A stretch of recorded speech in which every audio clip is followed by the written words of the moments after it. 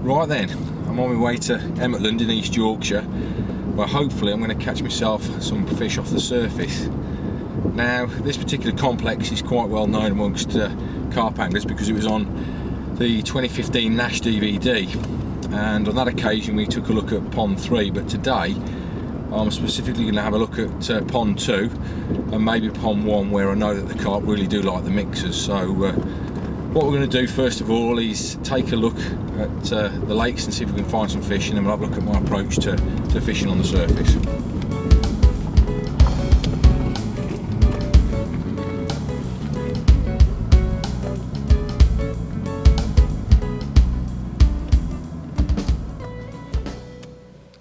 Right, I found some fish, but they're really playing hard to get at the moment.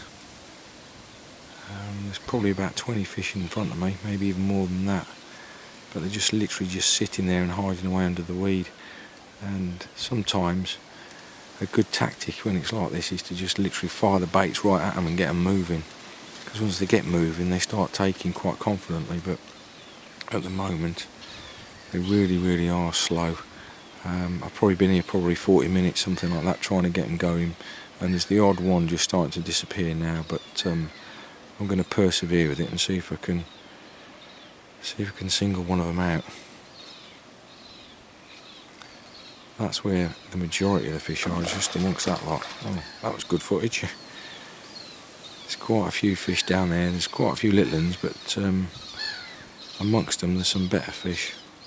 I've got polarising glasses on so I can see them, but you probably can't. But amongst them there are one or two 20s, and they're the ones that I'd rather get. If I can get one of those better fish, then great, but obviously the key is to just get one fish and work from there. But we'll keep baiting the swim and keep feeding them up and see if we can get one out. Now, there's two different baits that I'm going to be using today, and there is a reason for that, but I'll come to that in a second. The first bait is good old dog mixer. Obviously Pedigree made dog mixer really famous amongst carp anglers, but my local Morrison's, my local supermarket, doesn't sell Pedigree, so what I've got is the next best thing, which is the Morrison's homemade stuff.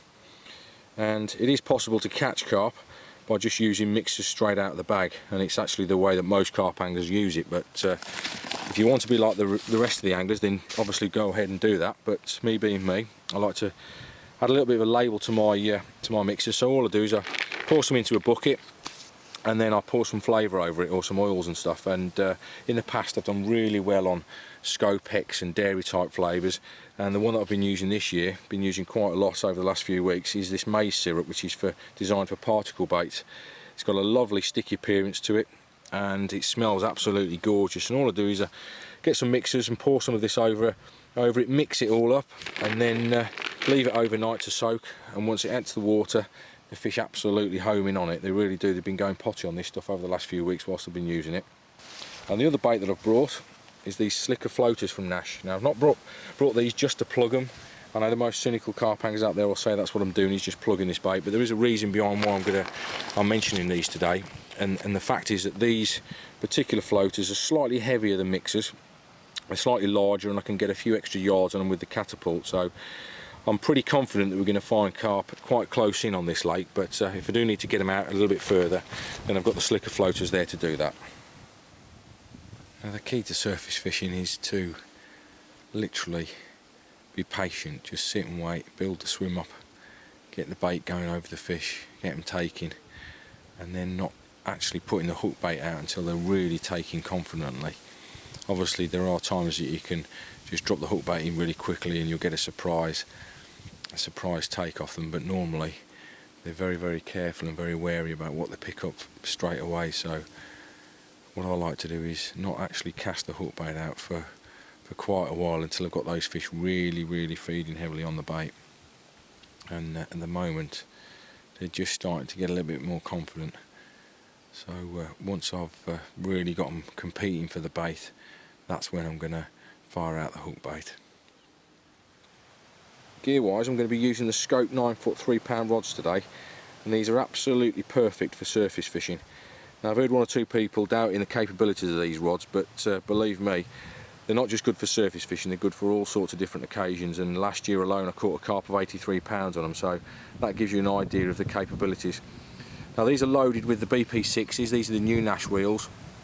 These are a budget reel, I think they're around about 40 quid, and they're absolutely perfect for these scope rods because they're nice and lightweight.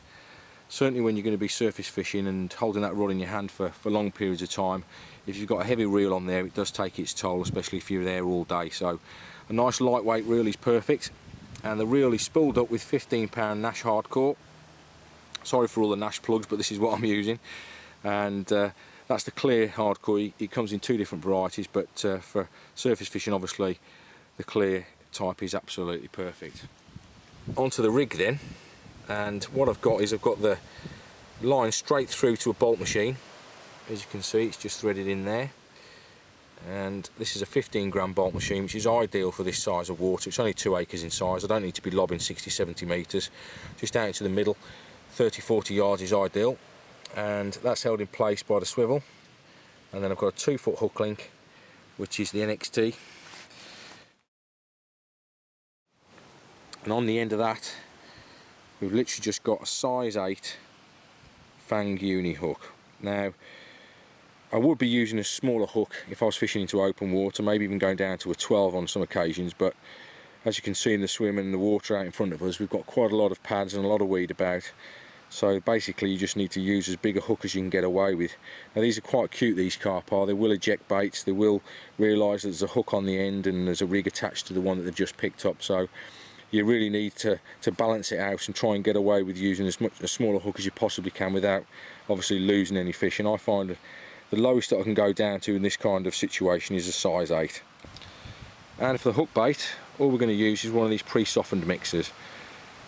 Lots of different companies make these, or you can make them yourself just by getting some of the dry biscuit, putting it into a tub, pouring some boiling hot water onto the biscuits, letting them stand for a couple of seconds, and then pouring the water straight off, and then leave them overnight to absorb the moisture by putting a lid on, and they end up nice and soft just like this. But this is basically the way I always fish on the surface. I know there's lots of different products that are available, like plastic mixers and artificial type baits and pop-ups even, but I always find that when you're feeding the fish mixers, you want to be using a mixer on the hook, certainly when you're fishing for really pressured carp. And to attach this, all I'll do is just literally side hook it. Get the hook. Don't know whether this is clear to you guys, it looks alright to me, and literally just side hook it like that. And that's basically how I'm going to fish today. I know that's quite a large hook, but obviously with the pads and the weed about that we've got today, we need to use a large hook because I want to try and get these fish out of there.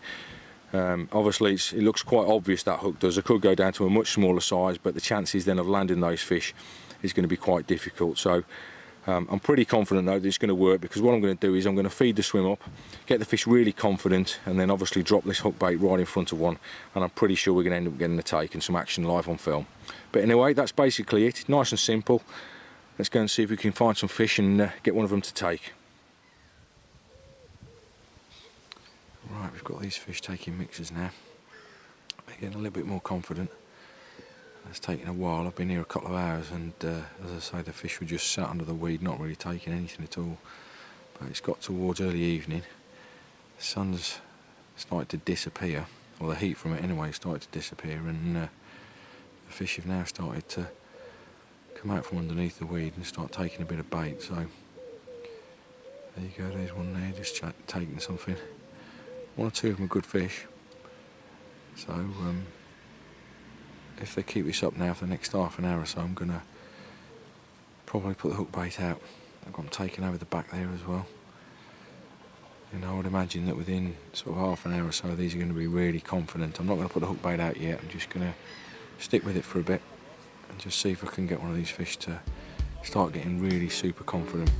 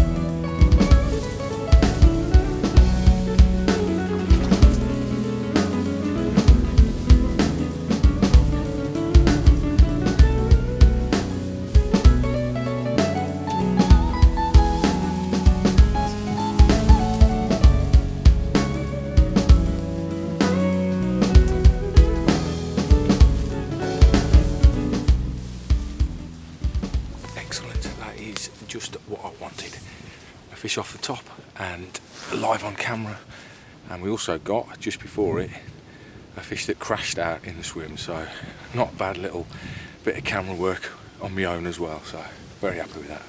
Let's have a look at the fish. There you go, there's the end result. A lovely pond 2 fish of around about 15-16 pounds. Just goes to show that with a bit of perseverance and a determination to sit there and bait the swim and slowly draw those fish closer to you, you can get an end result. Now, I've only been here an hour and a half, 2 hours, something like that. I've got to head off home in a minute, it's just before dark, get myself to work tomorrow, but rest assured I'll be back again tomorrow having another go.